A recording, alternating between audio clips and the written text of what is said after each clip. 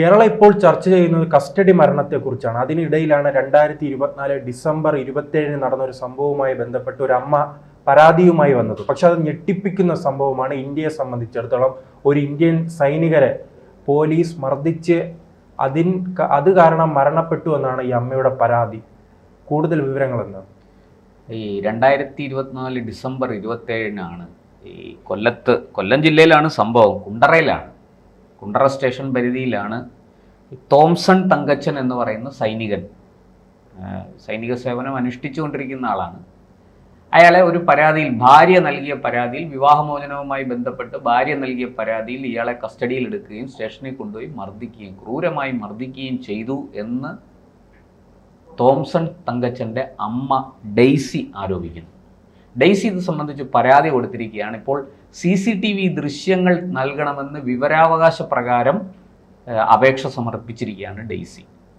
ഈ Thomson തങ്കച്ചനെ police മർദ്ദിച്ചതിന് ശേഷം പിന്നെ മജിസ്ട്രേറ്റിൻ്റെ മുന്നിൽ ഹാജരാക്കി റിമാൻഡ് ചെയ്തു. അപ്പോൾ മുഖത്തും നെഞ്ചത്തും ഒക്കെ പരിക്കുണ്ട്. ആ പരിക്കിനെ നിസ്സാരവൽക്കരിച്ച് പോലീസ് ആശുപത്രിയിലൊന്ന് കാണിച്ചു, പേരിനൊന്ന് കാണിച്ചു, എന്നിട്ട് റിമാൻഡ് ചെയ്തു. മതിയായ ചികിത്സ കൊടുത്തില്ല. മർദ്ദനത്തിൽ ആന്തരിക അവയവങ്ങൾക്ക് ക്ഷതമുണ്ടായി തങ്കച്ചൻ പിന്നീട് മരിച്ചു. അതായത് അധികം വൈകാതെ ജാമ്യത്തിലിറങ്ങി ഈ ഡിസംബർ 27 വീട്ടിൽ മരിച്ച നിലയിൽ കണ്ടെത്തുകയായിരുന്നു എന്നാണ് ഡെയ്സി പറയുന്നത് പരാതിയിൽ. പോലീസ് നൽകുന്ന ഭാഷ്യം എന്താണെന്ന് വെച്ചാൽ ഈ തങ്കച്ചൻ മഹാമദ്യപാനിയായിരുന്നു. അങ്ങനെ ലിവറും പാങ്ക്രിയാസും ഒക്കെ കേടായി. അതിൻ്റെ ഫലമായിട്ട് ഈ കേസുണ്ട്, ഇയാളെ അറസ്റ്റ് ചെയ്തു, കോടതിയിൽ ഹാജരാക്കി, റിമാൻഡ് ചെയ്തു. ഗാർഹിക പീഡനം ഒക്കെയാണ് വകുപ്പ്, അതുകൊണ്ട് റിമാൻഡ് ചെയ്തു. റിമാൻഡ് കഴിഞ്ഞ് അയാൾ ജാമ്യത്തിൽ ഇറങ്ങി വീട്ടിൽ വന്ന് മരിച്ചു. അത് ഈ ആന്തരിക അവയവങ്ങൾക്ക് കുഴപ്പമുണ്ടായിരുന്നത് കൊണ്ട്, അമിതമായ മദ്യപാനം കൊണ്ട്. അത് ഈ യൂത്ത് കോൺഗ്രസ് നേതാവിന്റെ സംഭവവുമായി ബന്ധപ്പെട്ട അന്ന് വന്ന വാർത്തകൾ നാം പരിശോധിക്കുമ്പോൾ രസകരമാണ്. അവിടുത്തെ SIയെ സുജിത്ത് ആക്രമിക്കുകയും മദ്യപാന സംഘത്തെ അറസ്റ്റ് ചെയ്യാൻ പോയപ്പോൾ സുജിത്തിന്റെ നേതൃത്വത്തിൽ SIയെ മർദ്ദിച്ചു. അതുകൊണ്ട് പോലീസിനെ ആക്രമിച്ചത് കൊണ്ടാണ് സുജിത്തിനെ അറസ്റ്റ് ചെയ്തത്. അതോടൊപ്പം തന്നെ അന്നത്തെ SIയുടെ വാച്ചിന് കേടുപറ്റിയെന്നും പറയുന്നുണ്ട്. ആ രീതിയാണ് അത്.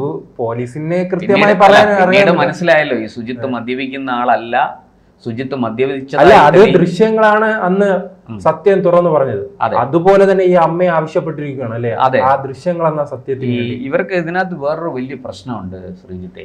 ഇവന്മാർ ഈ CCTVയുടെ ഒരു പരിധിയിലല്ലാത്ത സ്ഥലങ്ങൾ സ്റ്റേഷനിൽ കാണും, അവിടെ കൊണ്ടുപോയിട്ട് ഇടിക്കും. ഇപ്പോൾ ഇതാ ഏറ്റവും പുതുതായിട്ട് വരുന്ന ഒരു ഇതെന്ന് പറഞ്ഞാൽ കരിക്കുണ്ടല്ലോ, നമ്മുടെ ഈ ഇളനീര്, അത് പൊതിച്ച് എടുത്ത ഇളനീര്, തേങ്ങയായിട്ടിരിക്കുന്ന സാധനം തുണിയിൽ കെട്ടിയിട്ട് ചുരുട്ടിയിട്ട് അത് വെച്ചിടിക്കും പോലീസുകാർ. അത് നമ്മൾ ചില സിനിമയിലൊക്കെ കണ്ടിട്ടുണ്ട്. ഇപ്പോൾ അങ്ങനെ ഒരു സംഭവം തൃശ്ശൂർ തന്നെ, അന്തിക്കാട് തന്നെ നടന്നതായിട്ട് പറഞ്ഞിപ്പോൾ പരാതി വരുന്നുണ്ട്, അങ്ങനെ നടന്നതായിട്ട്. അതുപോലെ തന്നെ നമുക്കറിയാം ഈ അടൂരിന് സമീപം ഈ കഴിഞ്ഞ ഫെബ്രുവരിയിൽ ഒരു കുടുംബം ഒരു വിവാഹ പാർട്ടിയിൽ പങ്കെടുത്തിട്ട് തിരിച്ചു വീട്ടിലേക്ക് മടങ്ങുകയായിരുന്നു. അപ്പോൾ അവിടെ അവരുടെ വണ്ടി റോഡിൽ പാർക്ക് ചെയ്തിട്ട് ഒരു കൂട്ടർ ചായ കുടിക്കുന്നു. അപ്പോൾ ചിലരവിടെ സെൽഫി എടുത്തുകൊണ്ട് നിൽക്കുകയായിരുന്നു.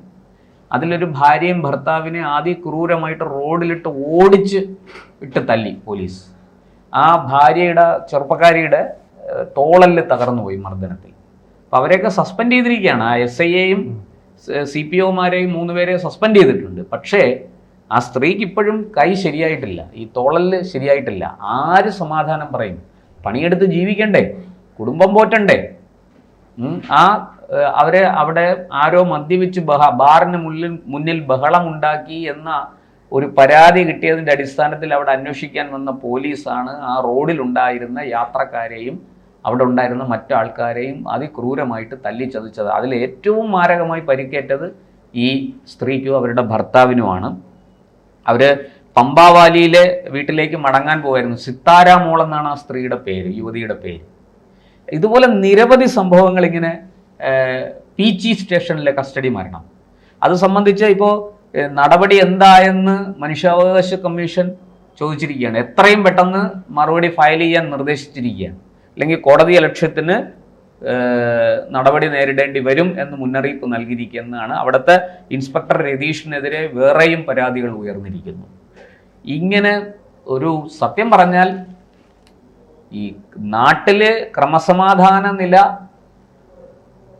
സംരക്ഷിക്കേണ്ട പോലീസ്, ക്രമസമാധാനം ഉറപ്പുവരുത്തേണ്ട പോലീസ് തന്നെ ഇത്തരം കുറ്റകൃത്യങ്ങളിൽ ഏർപ്പെട്ട് ക്രമസമാധാന നില താറുമാറാക്കി കേസുകളിൽ പെട്ടിരിക്കുകയാണ്. ഈ പോലീസിനെതിരായ കേസ് അന്വേഷിക്കാൻ വേണ്ടിയിട്ട് ഇനി പുതിയൊരു പോലീസ് വിഭാഗത്തെ രൂപീകരിക്കേണ്ടി വരുമോ എന്നാണ് നാട്ടുകാർ ചോദിക്കുന്നത്. അപ്പോൾ നമുക്കറിയാം, മിലിറ്ററിയിൽ എന്തെങ്കിലും കുറ്റകൃത്യം നടന്നാൽ ആ സൈനിക ഉദ്യോഗസ്ഥർക്കെതിരെ കേസെടുക്കുകയും അന്വേഷിക്കുകയും നടപടി സ്വീകരിക്കുകയൊക്കെ ചെയ്യുന്നത് മിലിറ്ററി പോലീസാണ്. അതുപോലെ ഈ കേരള പോലീസിനുള്ളിൽ ഒരു പുതിയൊരു പോലീസ് സംവിധാനം ഏർപ്പെടുത്തേണ്ടി വരുമോ എന്ന സംശയത്തിലാണ് ഇപ്പോൾ നാട്ടുകാർ.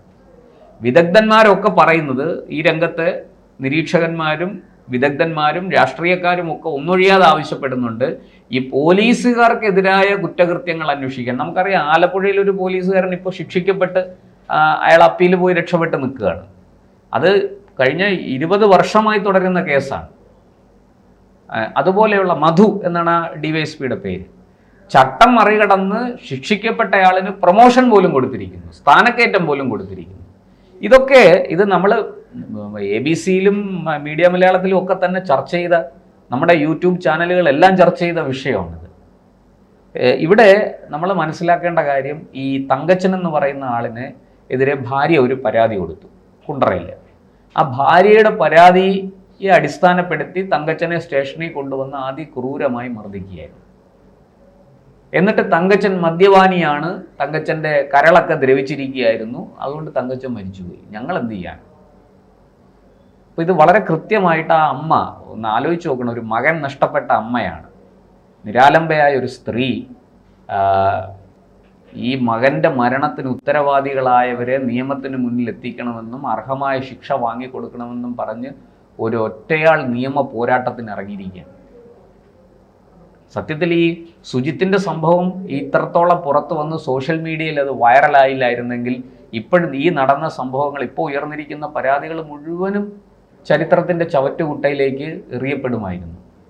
പക്ഷേ അതുണ്ടാകാതെ ആ സുജിത്തിൻ്റെ സംഭവം, സുജിത്ത് ഒറ്റയ്ക്കാണെങ്കിലും വലിയ ഓഫറുകൾ ഉണ്ടായിട്ടും സുജിത്ത് പോരാടി. ആ പോരാടിയതിൻ്റെ ഫലമായിട്ടാണ് ഇപ്പോൾ പണം 20 ലക്ഷം രൂപ വരെ കൊടുക്കാമെന്ന് ഓഫർ ചെയ്തു. പക്ഷെ സുജിത്ത് വിട്ടില്ല. അത് പോരാടിയതിൻ്റെ ഫലമായിട്ടാണ് ഇപ്പോൾ നാടെങ്ങുമുള്ള പരാതി പോലീസുകാർക്കെതിരെ ഉയർന്നു വരുന്നത്.